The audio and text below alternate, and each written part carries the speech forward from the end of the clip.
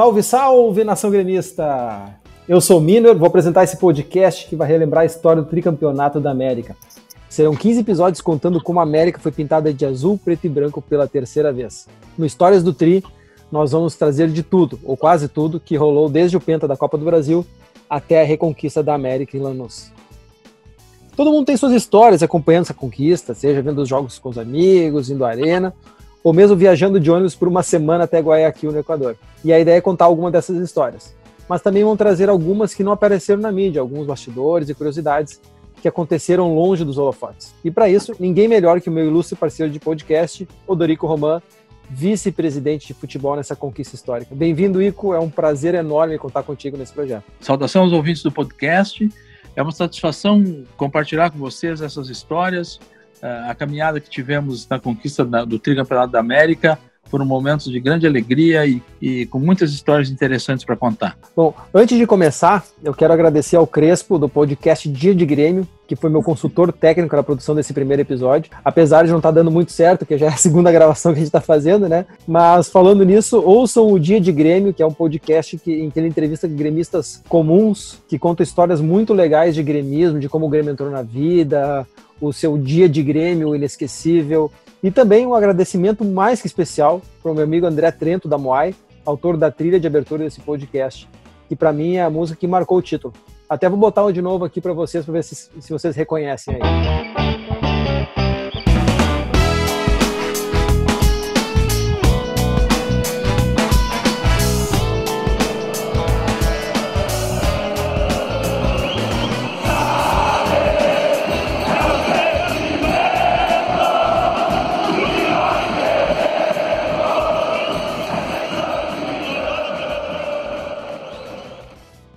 Buenas, vamos lá então.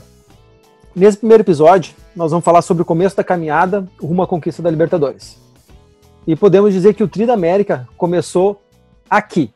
Marcos Rocha tá de mano, cortou o Everton, perna canhota, cruzou na área pro gol, soprou Bolanhos! Gol!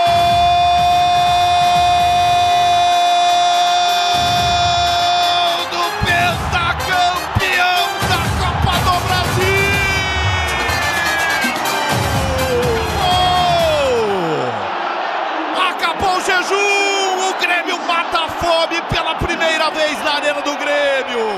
15 anos depois, o Grêmio voltava a conquistar a Copa do Brasil. Mesmo com aquele longo jejum, o Grêmio não tinha sido superado como maior campeão da competição e se intitulou o Rei de Copas. Com o título, a nossa vaga na Libertadores 2017 estava garantida, mas também não era uma novidade jogar Libertadores, porque era a quinta participação do Grêmio na década, em 7 anos, só tínhamos ficado fora das edições de 2012 e 2015. Apesar de ser frequente, as nossas participações tinham sempre sido curtas. As 4 participações anteriores acabaram nas oitavas. Em 2011, a gente caiu para a Universidade Católica do Lucas Prato, com o Renato treinando o time, né? E em 2013, a gente caiu para o Santa Fé, com o Vargas errando o gol no final do jogo lá. Em 2014, a gente perdeu nos pênaltis para o São Lourenço. E em 2016, a gente foi eliminado pelo Rosário Central de Musto e Marco Ruben. Mas a expectativa era outra, né? O Grêmio vinha de um título da Copa do Brasil, né? E aí a gente foi para o sorteio já, digamos, tiramos aquele peso das costas, né? A conquista da Copa do Brasil foi uma caminhada muito consistente. O Grêmio jogou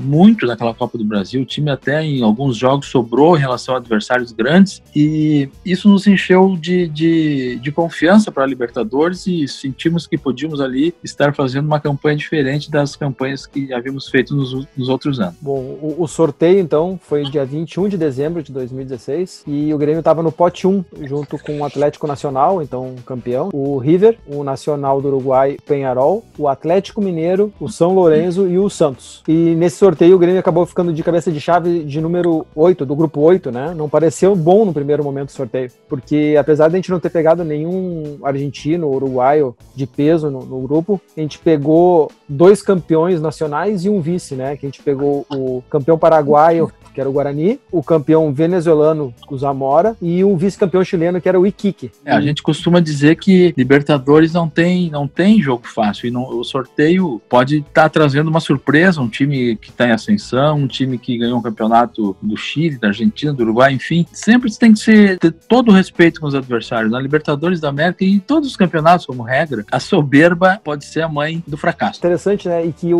nesse sorteio, o Iquique tinha uma história dele mudar o mando de campo, porque ele era da cidade de Iquique, né? Sim, e ele mudou para Calama. Ele mudou os mandos, quando ele tinha um mando, ele mudou para Calama, que é uma cidade a 2.500 metros de altitude, se eu não me engano, justamente para dificultar. E nesse jogo contra eles lá em Calama, quando falarmos desse jogo especificamente, algumas coisas que dificultaram e que não tiveram a divulgação suficiente para a torcida tomar conhecimento de um aspecto bem importante lá que aconteceu, além da altitude. Então, nesse sorteio, que foi 21 de dezembro, ele foi 5 dias antes de tu ser anunciado como vice-presidente de futebol, né? Tu já era o diretor de futebol, campeão da Copa do Brasil, junto com o Dr. Adalberto Praz, que era o vice-presidente, e o Dr. Saul Berchevski. E aí, 5 dias depois desse sorteio, tu foi indicado ou anunciado como vice-presidente de futebol, né? O Dr. Praz comunicou que não poderia continuar. Eu estava como diretor de futebol no departamento junto com o Dr. Saul, e o Conselho de Administração debateu a matéria. Acabou que no dia 26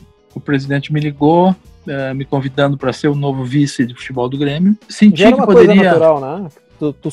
Desculpa te cortar, mas já era uma coisa natural tu assumir o cargo com a saída do Dr. Praz, como se fosse um plano de carreira, né? Mais ou menos, Miner, porque tu sabe que o futebol é sempre um cargo, por um lado, muito cobiçado, e por outro lado, existem alguns cuidados com o cargo, porque uma pessoa inexperiente num cargo dessa envergadura, com essa dimensão, que tem um departamento de futebol de um clube do tamanho do Grêmio, se for mal conduzido o futebol, pode gerar crise. Então, na verdade, o que existe é um cuidado muito grande na escolha, e talvez até houvesse uma certa dúvida sobre a minha capacidade de ser o vice-presidente. Como diretor de futebol, eu tive trabalho reconhecido e fui convidado. Certamente o presidente Romildo ponderou muito bem, ele me conhecia, porque fui vice-presidente eleito junto com ele na gestão do Dr. Fábio Koff, depois fui vice-presidente na chapa dele e trabalhamos juntos também. Então, foi um momento, para mim, de um desafio novo e que foi encarado, e a gente conseguiu avançar da forma que foi. Foi muito bom. E foi um desafio maior até do que a gente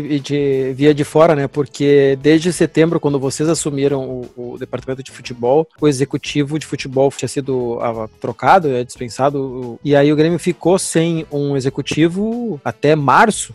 Ou seja, a montagem do elenco, onde tu teria a ajuda de um executivo, teoricamente, para montar o time, foi basicamente só tu e o Dr. Saul, né, trabalhando. Não teve o profissional da área, né, o executivo do clube contratado para isso. Em 2016, quando assumimos, ficamos sem executivo de futebol e não havia tempo, porque a Copa do Brasil estava andando e foi focado como prioridade máxima a Copa do Brasil. Sim, e também porque já estava com a janela fechada também, não precisava, não era tão necessário assim essa figura, né? Não havia possibilidade de mudar o elenco, tinha que ser aquele elenco que ali estava. Então o que aconteceu foi que ficamos sem o executivo de futebol, e quando virou o ano, aí começamos sim a entrevistar profissionais para escolher o novo executivo. E esse processo foi até metade de março. Então, de setembro de 2016 até metade de março de 2017, o departamento de futebol conduzia, e eu, mais a miúde, assim, acompanhei as negociações e as funções que deveriam ser exercidas pelo executivo de futebol. Então, voltando um pouquinho, 26 de dezembro foi anunciado como o vice-presidente de futebol, e no dia 27, já no dia seguinte, o primeiro reforço foi anunciado, né? Era o Michel, que era aquele volante que tinha sido destaque no Atlético Goianiense na ascensão do time para a primeira divisão, né? Tinha sido campeões da Série B, né? O Michel foi uma indicação que veio, foi analisado, e foi a primeira contratação do Odorico Roman como vice-presidente de futebol, e as primeiras críticas vieram rapidamente, porque muita gente entendia que talvez o meu nome não fosse o nome adequado para conduzir o futebol do Grêmio, e quando foi anunciado esse jogador, que era um jogador que vinha da segunda divisão, já começaram as críticas de alguns, talvez com conhecimento, mas as pessoas, elas sabiam das dificuldades que o Grêmio tinha do ponto de vista financeiro, sabiam da determinação da diretoria de levar o Grêmio para um caminho de saneamento financeiro. Esse era um dos objetivos máximos da primeira gestão do presidente Romildo, e na segunda também continuou isso. Então, mas Mas no futebol se pensa o seguinte, não, contrata e depois vê como é que paga. Só que nós tínhamos determinado que não, nós iríamos fazer um planejamento para em 2, 3 anos colocar o Grêmio numa outra condição, numa condição de que o Grêmio pudesse ter tranquilidade de trabalhar, porque no futebol não existe coisa pior do que atrasar salário, atrasar premiação. É muito ruim isso. Talvez o maior reforço que um clube possa ter dentro do futebol é ter o salário em dia, ter as premiações em dia. Isso aí vale muito, muito, muito dentro do campo na hora das decisões. Então, trouxemos jogadores na montagem do time de 2017, jogadores que cabiam no orçamento, que não era um orçamento grande, e então o Michel veio, foi um belo achado, porque foi um jogador importante, ganhou a bola de ouro do Campeonato Brasileiro de 2017, foi um jogador importante na Libertadores. Desculpa, a bola de prata, né? Bola de ouro... A bola de prata. Bola de prata, isso, desculpa, bola de prata. E foi um jogador importante na Libertadores, inclusive teve sondagens de clubes italianos querendo levá-lo depois da campanha que ele fez em 2017. O Michel foi só o primeiro reforço da Série B e tal, mas tipo, ele foi anunciado um dia depois, mas já estava sendo estudado antes mesmo de tu ter virado vice-presidente de futebol, né? Tu, como diretor, tu ainda trabalhava, analisava, não foi de um dia para o outro essa contratação, obviamente. Não, foi uma negociação um pouco longa, foi indicado, foi visto, os vídeos foram vistos. Aliás, o Michel, o nome dele começou a circular antes mesmo do final da Copa do Brasil. E houve até alguns questionamentos, então o anúncio dele depois, no final da Copa do Brasil, mas o nome dele foi trazido e foi analisado bem antes disso. Essa foi a primeira e última contratação de 2016, né? Já que faltavam 4 dias para acabar o ano, não tinha muito o que acontecer mesmo. E aí o Grêmio tinha a representação marcada do elenco no dia 12 de janeiro, mas esse trabalho da montagem do grupo não parou entre o final do ano, festas de final de ano e a representação do elenco. Trabalho, como a gente já disse antes, que foi aumentado pela ausência do executivo, que tu acabou abraçando também essa função, no caso, do tu e do Dr. Saul, mas as coisas começaram a acontecer logo depois da virada do ano, né? Que a primeira movimentação do aeroporto foi logo no dia 13 de janeiro, quando desembarcou o que era para ser o nosso fazedor de gols. Na verdade, desembarcou a primeira tentativa do nosso fazedor de gols, né? Que foi o Kaique, que 13 de janeiro ele chegou, já deu entrevista no Saguão do aeroporto, falou, não falta assinar e coisa e tal, né? É importante isso, né? Eu lembro que tinha esse cuidado de só anunciar depois de estar todas as etapas concluídas para não correr nenhum risco. E ele passou nos exames médicos e justamente na hora de acertar o contrato teve um desacerto, né? Nós tínhamos a ideia de trazer dois avantes, sendo um com uma característica mais de centroavante, de jogador de posicionamento, de força, de ocupar espaço, de enfrentar a zaga adversária, e um outro jogador que fosse uma espécie de ponta de lança, um jogador que voltasse um pouco também, que chegasse à frente, e o Kaique se enquadrava nessa característica. Chegou, foi fotografado, tomou chimarrão, chegou no CT, fez exames médicos, foi aprovado, e no momento de assinar, apresentaram uma exigência de alterar as bases financeiras do contrato. Isso não foi aceito, dissemos que não, de forma alguma, os valores já estavam todos definidos, não tinha nada para mudar. Eles alegaram que o clube japonês não estaria contemplando uma parcela que eles imaginaram que seria contemplada pelo clube japonês durante o período que ele ia ficar aqui no Grêmio. E então chegou-se a um impasse, fomos muito firmes na posição de defesa do Grêmio. Usaram a repercussão, tipo, o fato de já estar na mídia, tudo assim, o cara já chegou, desembarcou, tá certo? Usaram isso para pressionar também na hora de assinar. Imagina. Na hora de assinar, sim. Sim, inclusive foi dito claramente, não, mas já está anunciado, como é que vai enfrentar isso? E aliás, eu estava sozinho com o empresário e com o jogador, como é que vai enfrentar isso? Já está na mídia.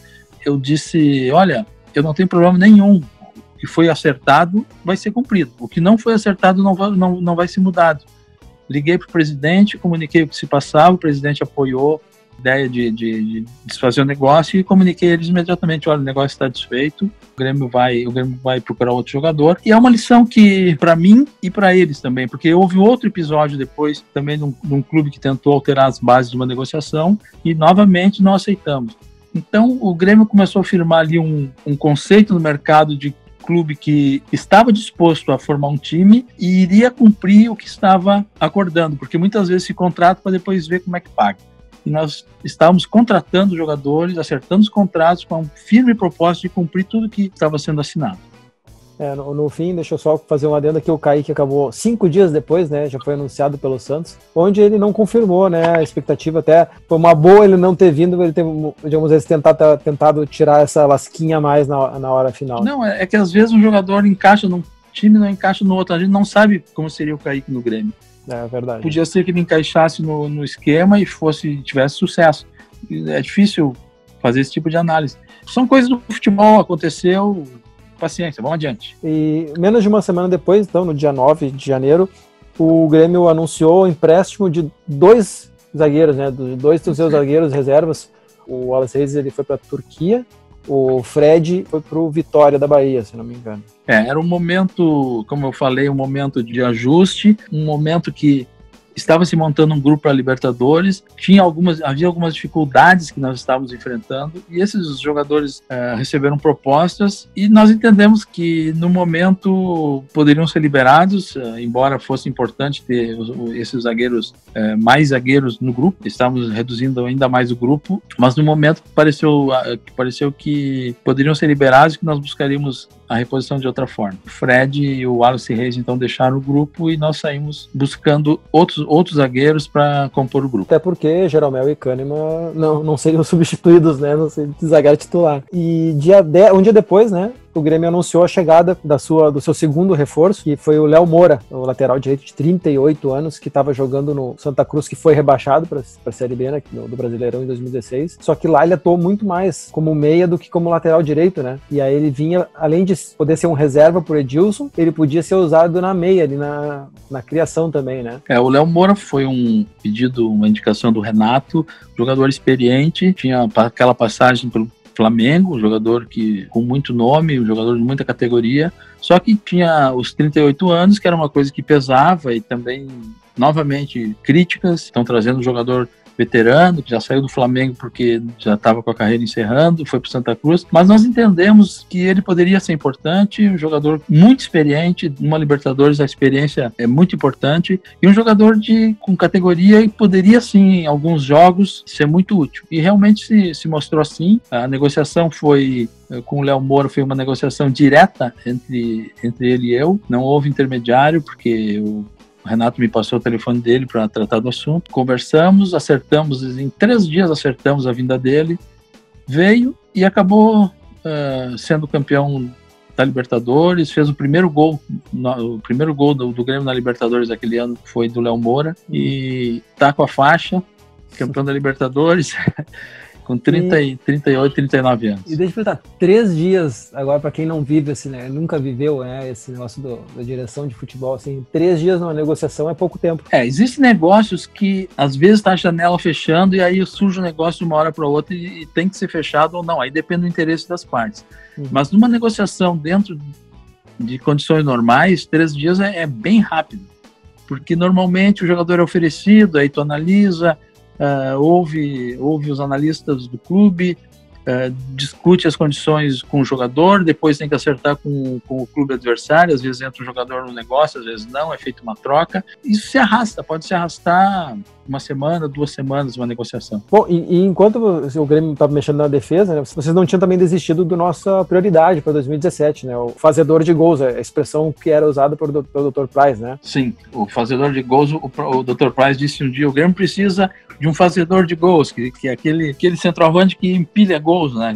Era essa a expressão, era essa a ideia, que o Grêmio não tinha. O Grêmio tinha jogado 2016 sem esse centroavante de referência, de ofício, né? Como se diz, de referência. O Luan fazia, às vezes, flutuação, fazia o dito falso 9. Nós tínhamos plena consciência que poderia ser que o Luan continuasse jogando como falso 9, como ele jogou em 2016, com grande sucesso, mas nós achávamos que tínhamos que buscar um jogador para jogos de Libertadores, aí mesmo Campeonato Brasileiro, um jogador que pudesse fazer frente a zagueiros, brigar na área, abrir espaço para os companheiros que vêm de trás. Uma característica diferente do que tinha, né, no grupo, né? E não tínhamos isso, porque nós trabalhamos a característica, nós precisamos de um jogador com essa característica e vamos atrás dos nomes. Muitas vezes o grupo é montado, pela experiência que a gente enxerga e observa, muitas vezes o grupo é montado com os jogadores que são oferecidos ao Grêmio. E naquele ano, o que nós fizemos foi definir características de jogadores e a partir daí passamos a buscar os nomes.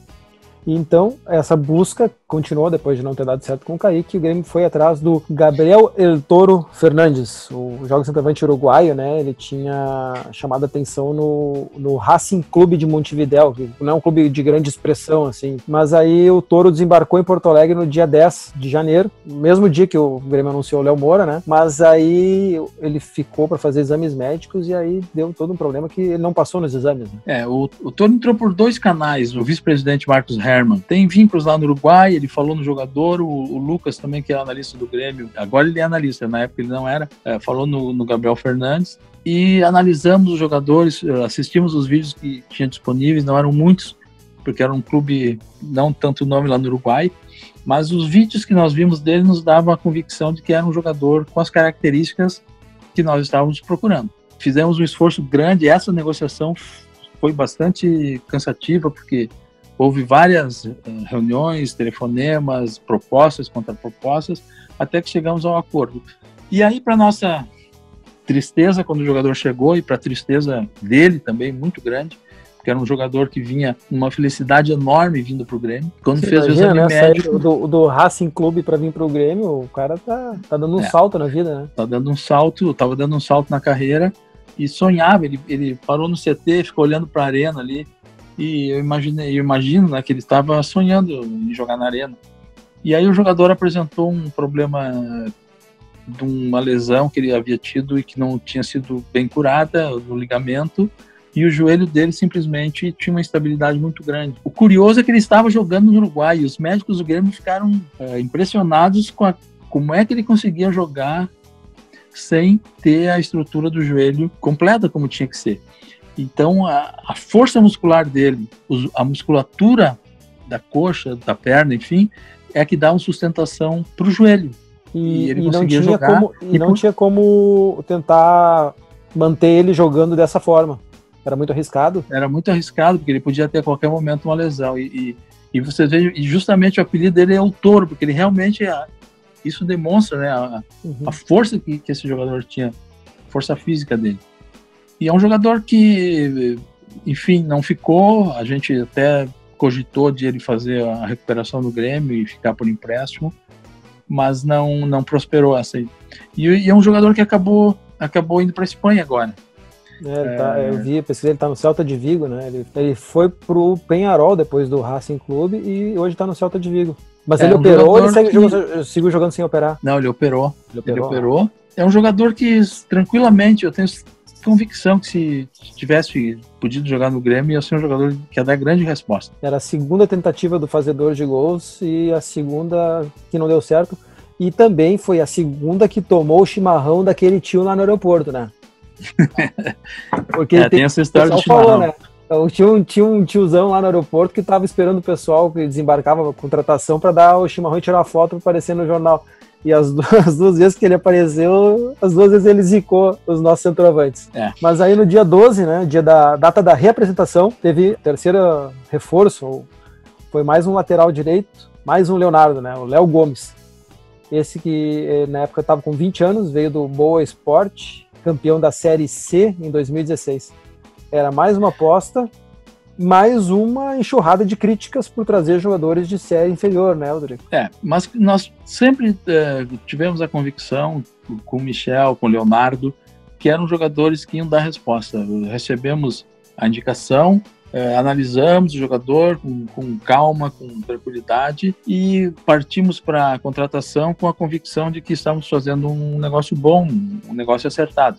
E o Leonardo mostrou isso, um jogador que tem qualidades, sofreu essa lesão, infelizmente, no ano passado, mas é um jogador que mostrou qualidades, um jogador que chegou com 20 anos e foi cobrado como se fosse um veterano, na verdade era um menino quando chegou, praticamente isso, a idade com que os jogadores saem da base, da transição e vão para o time profissional. E chegou e realmente teve essas críticas também, mas nós tínhamos a tranquilidade, o time tinha ganhado a Copa do Brasil, tínhamos tranquilidade para trabalhar e montar o grupo para uma Libertadores, que nós sonhávamos muito em ganhar. A gente tem que lembrar que cada Libertadores que o Grêmio participava, a gente pensava naquele slogan, nós sou louco por Tri América, o desejo da torcida do Grêmio, o sonho da torcida do Grêmio era conquistar mais uma Libertadores. Então, trabalhamos na montagem do grupo dentro das possibilidades que tínhamos e trazendo jogadores com convicção de que eram jogadores que iriam somar. E no dia da representação também tinha outras novidades. Douglas, né, o maestro pifador, estava negociando a renovação. Ele tinha vindo em 2016 com um contrato de 1 ano por produtividade, né? Aí o Grêmio estava negociando a renovação com ele, mas ele se representou com o grupo mesmo sem estar com o contrato assinado, né? O Maxi Rodrigues, que também estava voltando de empréstimo do Peñarol, e o Fernandinho também voltando de empréstimo, tinha passado pelo Flamengo, e aliás aqui tinha saído na imprensa que ele havia pedido para permanecer no Rio, e o Grêmio até tinha liberado ele para negociar com o Clube Carioca, mas ele acabou se reapresentando junto com o elenco. O Fernandinho se reapresentou, havia uma demanda do Flamengo de continuar com ele, mas em parte não houve acerto, em parte foi avaliado pela comissão técnica que ele era um jogador que poderia permanecer, ser agregado ao grupo com bom retorno. Acabou fazendo inclusive gol na final. O Douglas também estava em processo de renovação, tinha contrato de 1 ano. E o Maxi Rodrigues também retornando do empréstimo naquela condição de um jogador que parecia ter potencial, mas que nunca confirmava. Então, a situação do Grêmio naquele momento era de a gente analisar com muita calma os jogadores que estavam retornando antes de partir para o mercado. E foi assim, que foi feito. Período dentro do Campeonato Gaúcho, nós tínhamos ainda algum tempo de fazer testes, de fazer análise para depois buscar, se fosse o caso, mais jogadores para o grupo. Eu até vou ler aqui para relembrar quem o Grêmio tinha no dia 12 de janeiro. Goleiros: Marcelo Groi, Bruno Grassi, Léo Jardim e Dida, mas o Dida da base, não era o Dida aquele que jogou em 2013. De zagueiros tinha Pedro Jeromel, Kahneman, Thierry e Gabriel, ainda lesionado, né? E de laterais a gente tinha Edilson, Léo Moura, Léo Gomes, Wallace Oliveira, que estava para ser devolvido, eu acho, Marcelo Oliveira e Iago. 2 laterais esquerdos apenas. De volantes a gente tinha Wallace, Michael, Ramiro, Caio, Michel, Jailson e Arthur. Um jovem Arthur, que recém também estava subindo do time da transição, né? De meias a gente tinha apenas Douglas, Lincoln, Miller Bolanhos e Maxi Rodrigues. E aqui de atacantes tinha uma turma grande, ó. Luan, Pedro Rocha, Fernandinho, Ti ou Tai, nunca soube dizer o nome dele direito, Everton, Guilherme, Batista, Henrique Almeida, Lucas Coelho e Yuri Mamute. Muito atacante, muita gurizada, né? 10 atacantes. Né? Deixa eu registrar uma coisa aqui, aproveitando para contar um pouco. O Arthur, surgiram muitas histórias do Arthur, que o Arthur teria sido quase foi envolvido em trocas com o Ceará, falaram, teria sido oferecido para o Santos. Eu vou aproveitar aqui para dizer que isso nunca aconteceu. O Arthur jogou um jogo Grêmio Botafogo na Arena em 2016 e interessante, o Dr. Price, o Saul e eu estávamos olhando o jogo e trocamos durante o jogo várias mensagens pelo WhatsApp, destacando a atuação que o Arthur teve naquele jogo e inclusive dizendo, temos que segurar esse jogador, temos que renovar o contrato dele, ver como é que está a situação, porque é um jogador que mostrou qualidade, a gente chamou atenção naquele jogo. Então, quando surgiram essas histórias, a gente não sabe de onde sai isso, que o Grêmio ofereceu o Arthur para o Santos, em troca, qual era o jogador que eles dizem que o Grêmio queria trazer e que teria oferecido o Arthur? Eu nem me lembro. E o Everton também foi envolvido em histórias que o Grêmio teria oferecido. E também tem uma outra história que o Grêmio teria quase mandado o Arthur para o Ceará. Isso nunca existiu. O Grêmio nunca quis emprestar o Arthur para ninguém, nem oferecer em troca de jogadores. Então, eu aproveito aqui essa conversa para esclarecer isso uma vez mais, porque já falei isso algumas vezes.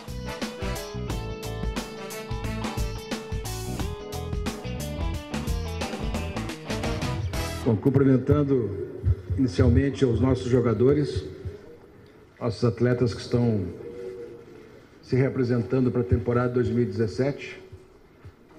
Sejam todos bem-vindos para este ano. Um ano que está começando com a importante vitória que tivemos na Copa do Brasil ano passado, mas remete para nós mais compromissos. Dizer que este é um ano que começa de uma maneira muito de muita expectativa, não é a expectativa de 2015, nem tampouco a expectativa de 2016. Sejam bem-vindos ao ano de 2017, mais uma vez um ano glorioso ao Grêmio. Começou a pré-temporada, né, no dia 12, representação, avaliação física, aquela coisa toda, e o Grêmio seguia procurando os seus reforços, né, eles continuavam trabalhando na busca dos reforços, e dia 18, de forma repentina e sem vazar para a imprensa, saiu o anúncio da contratação do Jael, o Cruel, surpreendeu todo mundo. Ele veio do Joinville, também da Série B, e ele chegou questionado já por parte da torcida, né? A partir das características que nós queríamos, nós buscávamos jogadores. E o Jael era um jogador que estava disponível, tinha aquela característica de jogador de força, jogador de presença, jogador de enfrentar alguns jogos mais duros, que precisa mais força do que técnica, às vezes. E surgiu a oportunidade, conversamos em absoluto sigilo, e acabou o Jael desembarcando aqui. Dentro, mais uma vez, daquela filosofia que tínhamos de trabalhar com orçamento disponível, sem fazer nenhum movimento que pudesse comprometer o trabalho que vinha sendo feito de sanear as finanças do Grêmio. E o pessoal pegando no pé, que era mais de time que não era tipo de primeira linha, assim, né? Exatamente. O Michel da Série B, o Léo Moura, vindo do Santa Cruz, o Léo Gomes vindo do Boa Esporte, o Jael vindo do Joinville. Na verdade, ele estava no Japão, do Joinville, ele estava no Japão e vindo do Joinville. Então, dentro da realidade, trouxemos jogadores que foram analisados com muito critério e dentro de uma perspectiva de que dessem resposta que nós precisávamos por características que eles tinham e que faltavam no grupo. O Jael foi uma negociação aqui pelo Globo Esporte, né, na época. Dizia que foi uma negociação que foi rápida, né? Também porque depois do Grêmio tentar o Ângelo Rodrigues, do Tolima. Eu diria assim, nós tínhamos, dentro dessa característica de jogadores de força e que não fossem muito caros, nós tínhamos o Gabriel Fernandes, como o primeiro nome que nós queríamos, que foi escolhido, e o Ângelo Rodrigues seria o segundo. Como não deu certo o Gabriel, partimos para o Ângelo Rodrigues, e aí aconteceu de nós termos recebido um valor, que seria o valor da transação com ele, negociamos e tal, chegamos a um acordo com o representante, e quando chegou a hora de fazer o fechamento do negócio, o dirigente do Tolima pediu mais dinheiro, e aí imediatamente abandonamos a negociação e dissemos, não, o Grêmio não é assim que o Grêmio trabalha, aí houve uma tentativa de reviravolta, de voltar à mesa, não, estamos em busca de outros jogadores. E aí, nesse sentido, surgiu o Jael, um jogador com características parecidas com o Ângelo Rodrigues, estava disponível e veio. Foi uma indicação do Renato, né, o Jael? Sim, indicação do Renato. E 2 dias depois, então, o Grêmio trazia um jogador com mais cartaz, né? Tinha uma expectativa muito grande em cima dele, o Beto da Silva, peruano brasileiro, um meia jovem, que estava no PSV da Holanda, e a contratação dele ajudou também um pouco a abafar essas críticas por só trazer jogadores com cartaz menor, digamos assim, né? O Beto era um jogador da seleção peruana, promessa do futebol peruano, já estava na Holanda jogando, estava tendo algumas oportunidades já no primeiro time do PSV. Vimos os vídeos dele, gostamos do jogador e abrimos uma negociação e conseguimos trazer com uma expectativa bem grande, e eu posso dizer hoje que para mim foi frustrante ver o Beto da Silva ter vindo para o Grêmio e não ter conseguido desenvolver o potencial que nós vimos que ele tinha. Uma série de questões que não cabe aqui comentar fizeram com que o jogador acabasse pedindo para sair do Grêmio sem ter feito partidas e, enfim, ter feito uma caminhada dentro do clube que pudesse fazer ele se firmar como jogador. Voltando à nossa procura pelo fazedor de gols, que a gente tentou até no Uruguai, né? De lá a gente não trouxe o fazedor de gols, mas a gente trouxe um velho conhecido para compor o elenco. O Bressan estava retornando para o Grêmio antes do final do empréstimo dele ao Peñarol, e ele tinha o aval do Renato, né? Que ele tinha trabalhado com o Renato em 2013.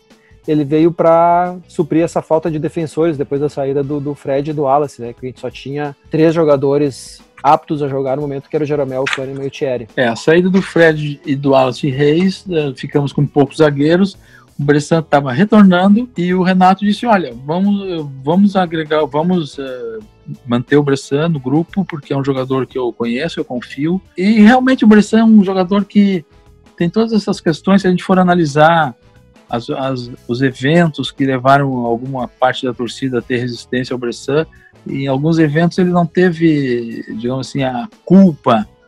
Ele teve um jogo que ele foi expulso, que ele não fez pênalti no cara, na outra falta houve uma simulação e ele foi expulso e o Grêmio teve um pênalti contra. O Sandro Merahit.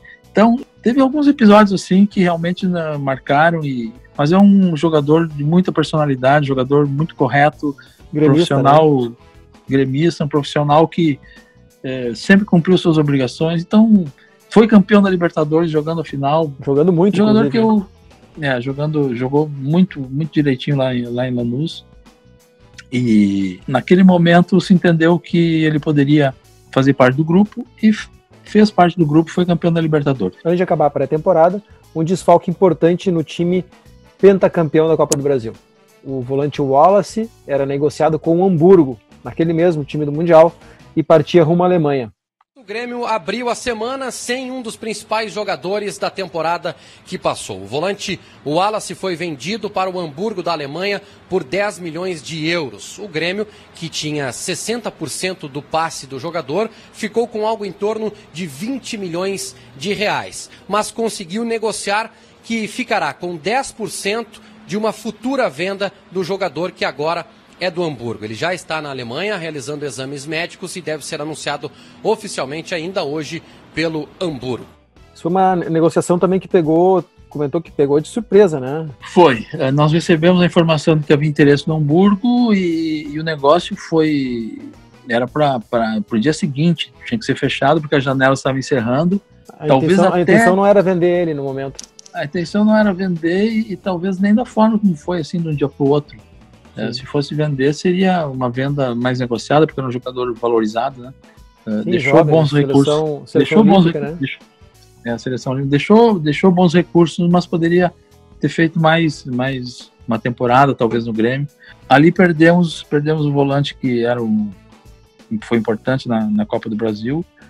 O Wallace foi a única peça vendida do time que venceu a Copa do Brasil, mas não quer dizer que ele foi o único a sofrer investida, né? Teve proposta, teve sondagens fortes pelo Pedro Rocha e pelo Jeromel. Teve uma história que o Flamengo ou o Palmeiras veio forte em cima dele.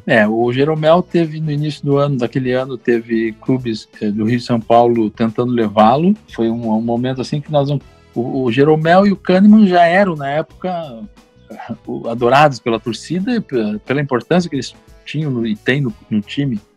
É uma zaga, talvez não haja no Brasil uma zaga igual a Jeromel e Kahneman.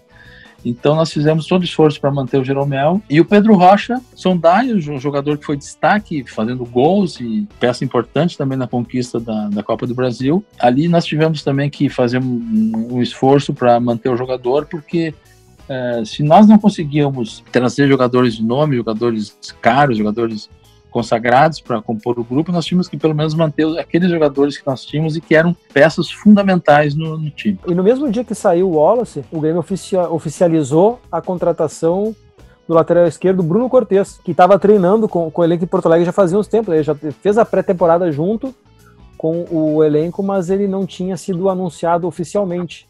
Bruno Cortes, lateral esquerdo, que estava no São Paulo, ou que pertencia ao São Paulo, estava no futebol japonês, foi apresentado de forma oficial hoje pela manhã. E agradeço pela essa oportunidade de poder jogar num clube grandioso como o Grêmio. Agradeço meus companheiros, que assim, quando eu cheguei, me trataram super bem, estão me deixando super à vontade. Estou muito motivado, muito feliz de estar aqui, poder estar honrando essa camisa, honrando ao presidente, todo mundo que confiou em mim e está apostando em mim. Então estou super feliz aqui no Grêmio, estava treinando e o fato de você voltar a treinar com o grupo já motiva cada vez mais. Bruno Cortes vem por empréstimo inicialmente até o final deste ano, mas com a possibilidade de ampliação do seu contrato por mais 2 temporadas.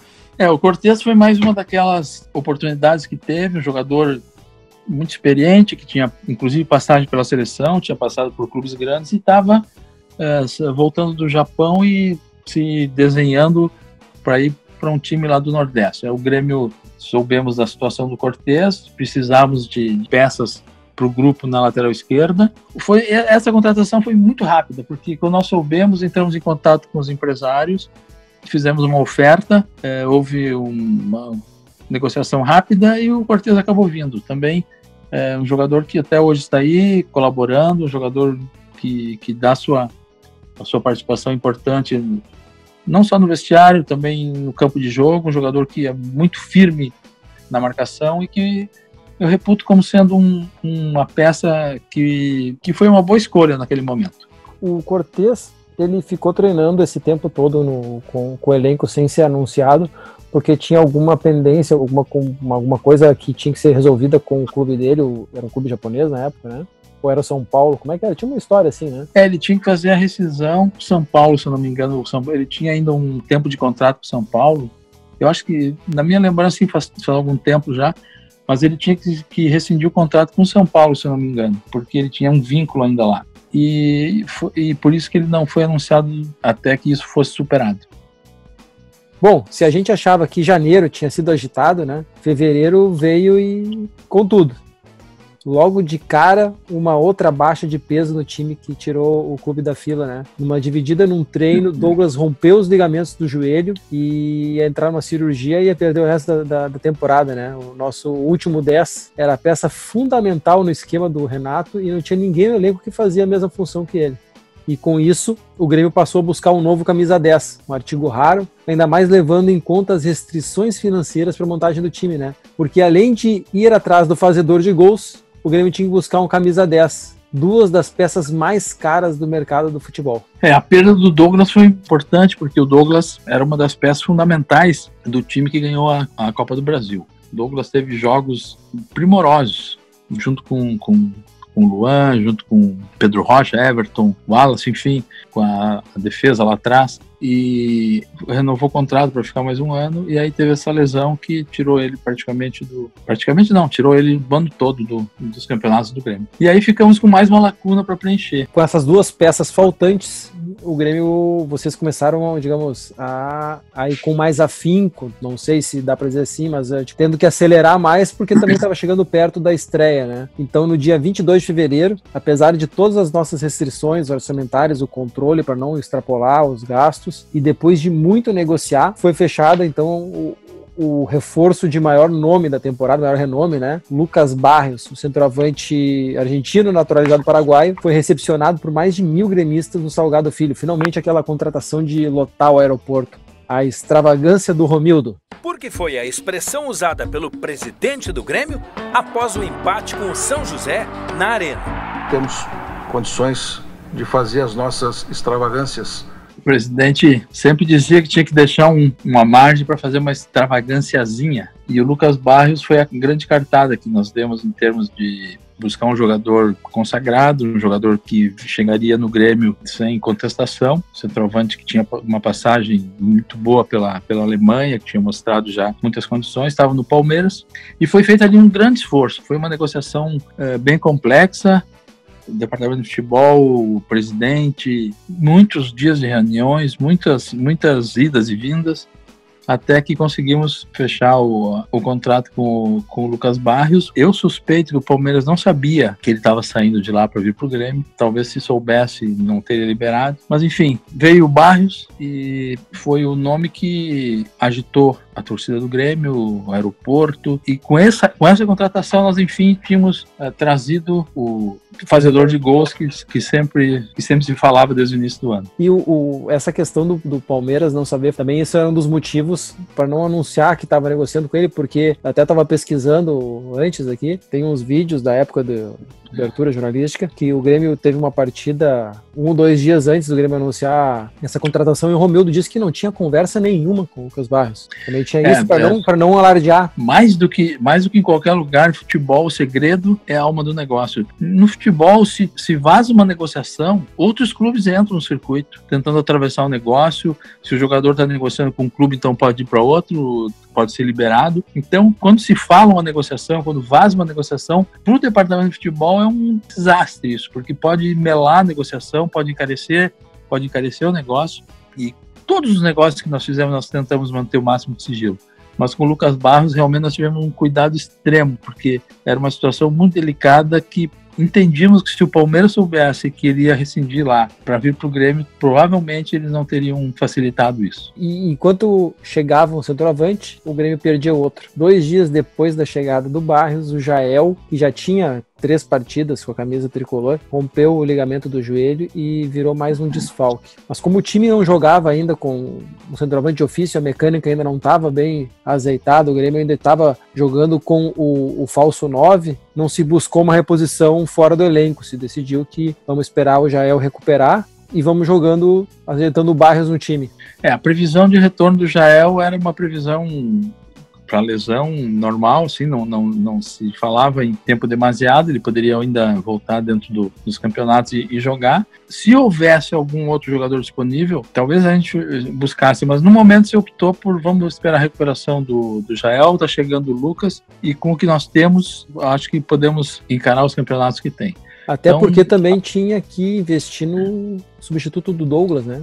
A verba era escassa, e ainda tinha que buscar mais um camisa 10. Isso. Sempre é bom lembrar isso, Miner, que nós vivemos uma realidade bastante diferente dos anos seguintes, de 2018, 2019 do Grêmio, quando várias negociações foram feitas do Arthur, de outros jogadores, Pedro Rocha. O Grêmio respirou, teve uma renegociação da televisão, que já foi antes, lá em 2016, se eu não me engano, foi a renegociação da TV, que entrou uma verba que ajudou muito o Grêmio a colocar as contas em dia, mas nós não tínhamos recursos e não tínhamos também a intenção de aumentar os passivos do Grêmio, buscando empréstimos ou comprando jogadores para pagar depois do jeito que desse. Então, dentro dessa realidade, dentro dessa determinação de buscar o equilíbrio financeiro, nós optamos por manter o grupo como estava, com a chegada do Lucas, e só buscar mesmo um substituto para o Douglas, que era uma função importantíssima dentro da mecânica do jogo do Grêmio. E enquanto a gente está falando aqui dessas lesões e tudo isso que passava, o Grêmio já estava jogando o Gauchão e a Primeira Liga, né? A Primeira Liga era time reserva total, eram os reservas do reserva, talvez, era mais para movimentar, e o Renato estava testando aí jogadores para jogar na função do Douglas, né? Ele testou o Miller, testou o Luan, testou o Maxi Rodrigues, e enquanto o Renato fazia isso, usava o gauchão de laboratório para testar os jogadores, vocês foram atrás do Gata Fernandes, né? Foi uma aproximação com a Laú para trazer o Gata para ser o camisa 10, ocupar a quinta e última vaga de estrangeiro do elenco, e a expectativa era que ele repetisse aquela atuação exuberante dele da final da Libertadores de 2009, onde ele botou o Cruzeiro no bolso e levou Estudiantes à sua última Libertadores. Quando o Douglas machucou, nós começamos a fazer análise de jogadores que podiam fazer a função, e o Gata Fernandes era um dos jogadores que mais espelhava a forma do Douglas jogar, pela ocupação do espaço, pelo posicionamento em campo, pelas assistências, enfim, a forma dele jogar. Era um espelho muito próximo de como o Douglas jogava. Então, a partir de uma possibilidade que se abriu de conversar com a Laú, nós conseguimos avançar e trazer o jogador. O anúncio da contratação do Gata Fernandes foi na manhã de um Grenal, o Grenal que antecederia a nossa estreia na Libertadores, né? Que o Grêmio estrearia na Venezuela com o Zamora, e no sábado anterior a essa estreia teve o Grenal na Arena. E o anúncio do Gata foi antes do jogo, e o anúncio dele era o fechamento do elenco, né? O Grêmio estava fechando o elenco para disputar a Libertadores, porém o Grenal mudou os planos, né, Alderico? O grupo que estaria fechado precisaria talvez de alguns retoques, porque a Libertadores se aproximava e os eventos do Grenal fizeram com que o planejamento ficasse sob risco. Mas isso aqui é um assunto para o nosso próximo episódio. Espero que vocês tenham gostado dessa história aqui. Nós estamos começando a contar dessa história. Não, a história, óbvio que nós gostamos, né? Eu adorei a história, porque nós somos tricampeões da América. Mas o começo dessa história, começo do nosso podcast, nosso projeto Histórias do Tri, contados uma partida por episódio. O próximo episódio vai ser sobre a nossa estreia contra o Zamora em Barinas, contextualizando, obviamente, tudo que aconteceu a partir do Grenal pré-estreia até o final da partida lá em Barinas. E tu vê como tá tudo interligado, né? Um jogo do Gauchão, um Grenal do Gauchão, refletiu na nossa ficha de inscrição, na montagem do elenco para a Libertadores, né, Alderico? Futebol tem sempre o imponderável, coisas que não são esperadas, não são planejadas, e é preciso estar atento, é preciso estar sempre ligado, porque a qualquer momento pode ser necessário uma mudança de planos. Um clássico como o Grenal tem essa característica também de gerar eventos que às vezes mudam bastante um cenário.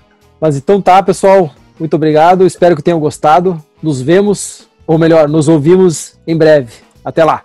Até o próximo episódio, trazendo histórias da caminhada do Grêmio ao Tri da Libertadores.